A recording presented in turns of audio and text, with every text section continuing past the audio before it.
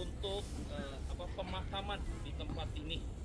Ya, terima kasih buat keluarga besar semuanya yang sudah mempercayakan saya. Nah, hari ini kita akan merenungkan kebenaran firman Tuhan yang singkat saja.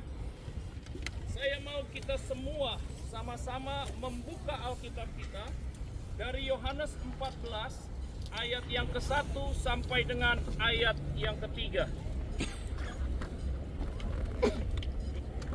Yohanes pasal 14. Sebab aku pergi ke situ untuk menyediakan tempat bagimu. Dan apabila aku telah pergi ke situ dan telah menyediakan tempat bagimu, aku akan datang kembali dan membawa kamu ke tempatku, supaya di tempat di mana aku berada, kamu pun berada. Demikianlah pembacaan kebenaran firman Tuhan pada sore hari ini. Bapak, Ibu, serta saudara-saudari yang terkasih dalam Tuhan, ketika kita kehilangan orang yang kita kasihi, hati kita wajar merasa sedih serta merasa gelisah. Namun dalam Yohanes pasal 14 ayat yang pertama, Yesus memberi penghiburan yang mendalam bagi setiap kita yang saat ini sedang berada dalam duka cita. Yesus berkata, janganlah gelisah hatimu, percayalah kepada Allah, percayalah juga kepadaku. Yesus mengingatkan kita bahwa di rumah Bapaknya ada banyak tempat tinggal. Orang yang kita kasih sekarang ini, yaitu almarhumah dari Ibu Maria Magdalena, sekarang ini telah berada di rumah Tuhan dalam damai dan kasih-Nya yang begitu besar.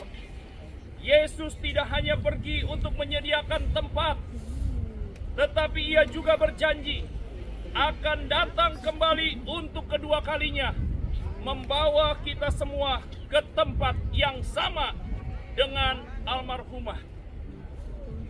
Artinya apa, Bapak Ibu?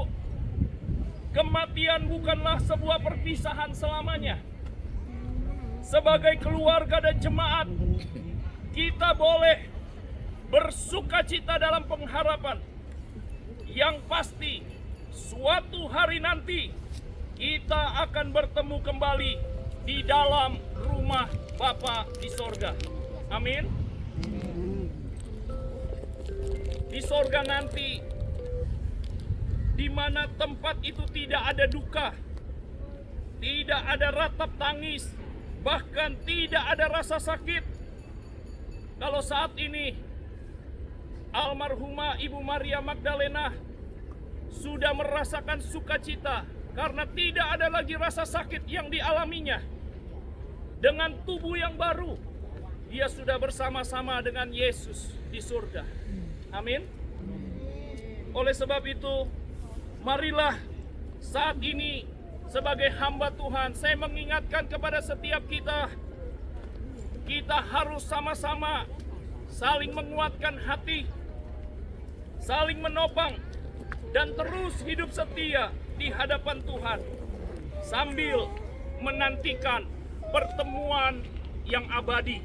Pada suatu hari nanti, kita semua pasti akan mati. Betul? Suatu hari nanti kita pasti akan mati. Itulah sebabnya tidak ada orang yang kebal dengan kematian. Tetapi ketika kita tahu bahwa kita pasti akan mati, pergunakanlah waktumu dengan baik.